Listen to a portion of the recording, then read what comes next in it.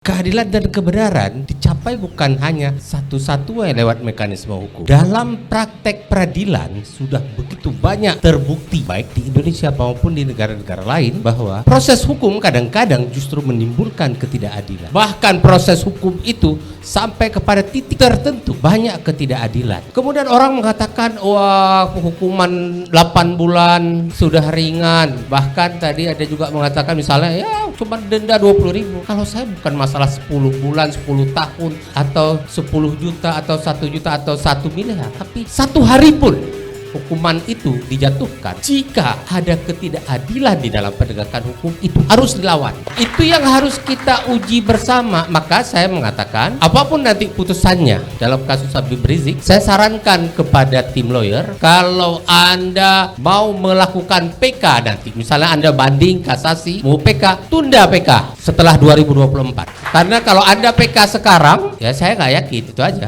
Saya boleh punya ketidakyakinan gitu ya. Saya boleh punya ketidakyakinan terhadap proses penegakan hukum. Saya tidak menuduh siapapun. Saya bicara sistem keadaan sekarang ya, sah-sah saja.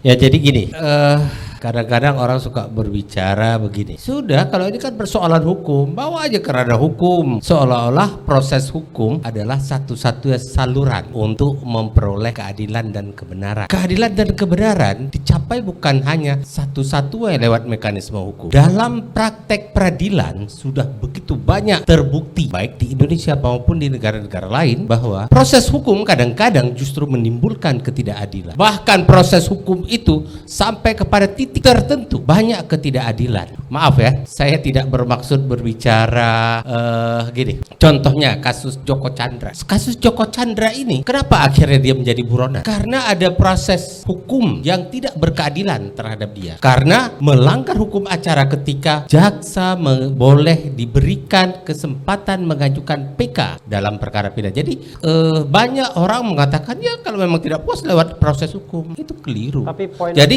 of clarification, Anda tidak lawyernya Joko Chandra? Oh tidak, sama sekali saya kenal juga tidak. Okay. Saya dari dulu kasus Joko Chandra itu sering diminta pendapat. Saya juga nggak kenal dengan yang bersangkutan. Makanya saya tahu benar bagaimana kasus itu. Nah kemudian coba lihat kasus-kasus lain. Maaf ya, kasus yang dialami Bang Akbar Tanjung. Dia diadili dari proses di tingkat kasus Bulog Gate dulu ya, sampai kemudian diputuskan bebas oleh Mahkamah Agung. Tapi apa label yang sudah tertimbul kepada beliau? Jadi seolah-olah proses hukum yang sudah diputuskan oleh hakim itu sudah kebenaran mutlak. Tidak, masih ada ruang untuk menguji. Bahkan kalau kita tahu teman-teman perguruan tinggi, putusan hakim yang sudah berkekuatan hukum tetap, mungkin Bung Refli pernah melakukan eksaminasi, terlibat di dalam tim eksaminasi, betul? Betul. Karena apa Anda terlibat? Karena Anda punya keyakinan bahwa proses hukum atau putusan tersebut tidak berkeadilan. Tidak, ada hal-hal yang tidak benar di situ. Nah, itu satu. Yang kedua, saya ingin juga begini. Tadi sudah disinggung-singgung pasal 14, pasal 15 berkali-kali Bung Refli minta saya mengulas itu. Oke. Pasal 14 ayat 1 itu deliknya itu adalah dengan sengaja. Menimbulkan keonaran itu dengan sengaja. Maka hukumannya, ancamannya berat, 10 tahun. Tapi ayat 2-nya patut diduga, bukan dengan sengaja. Patut diduga menimbulkan keonaran.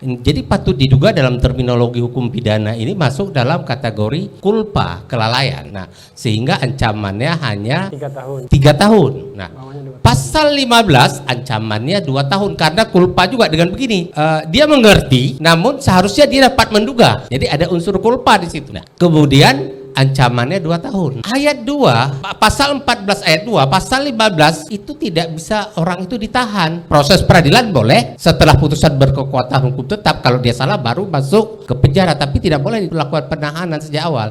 Yang boleh dilakukan penahanan sejak awal adalah pasal 14 ayat 1. Nah, ini sebenarnya nanti Bung Kapitra harus lebih banyak mengulas ini pasal 14 dan pasal 15 ini karena beliau lebih banyak membaca referensi dibandingkan saya. Nah, kemudian pasal 14 dan dan pasal 15 ini Undang-Undang Nomor 1 Tahun 46 itu masuk dalam kategori delik material, bukan delik formil, yaitu menimbulkan akibat. Akibatnya apa? Adanya keonaran di masyarakat. Bukan delik formil dia. Setelah kita lakukan, meskipun tidak ada akibat, tetap kita dipidana, nggak bisa. Jadi harus bisa dibuktikan adanya keonaran di masyarakat. Nah, saya nggak tahu ini dalam kasus Megamendung ya, yang digunakan pasal 14 ayat 1. Apa Omni, rumah sakit? Rumah sakit Umi. Rumah sakit. Apakah bisa dibuktikan adanya keonaran yang timbul di masyarakat? Kemudian siapa penyebab keonaran tersebut? Siapa pihak yang telah dengan sengaja menimbulkan keonaran? Itu yang harus bisa dibuktikan di depan sidang pengadilan. Nah, kemudian orang mengatakan, wah, hukuman 8 bulan sudah ringan. Bahkan tadi ada juga mengatakan misalnya, ya cuma denda 20.000. Kalau saya bukan masalah 10 bulan, 10 tahun, atau 10 juta, atau 1 juta, atau 1 miliar. Tapi 1 hari pun hukuman itu dijatuhkan, jika ada ketidakadilan di dalam penegakan hukum, itu harus dilawan. Ya. Nah, itu yang harus kita uji bersama. Maka saya mengatakan, apapun nanti putusannya dalam kasus Habib Rizik, saya sarankan kepada tim lawyer, kalau Anda mau melakukan PK nanti, misalnya Anda banding, kasasi, mau PK, tunda PK setelah 2024. Karena kalau Anda PK sekarang, ya saya nggak yakin, itu aja. Saya boleh punya ketidakyakinan gitu ya. Saya boleh punya ketidakyakinan terhadap proses penegakan hukum. Saya tidak menuduh siapapun. Saya bicara sistem keadaan sekarang, ya sah-sah saja.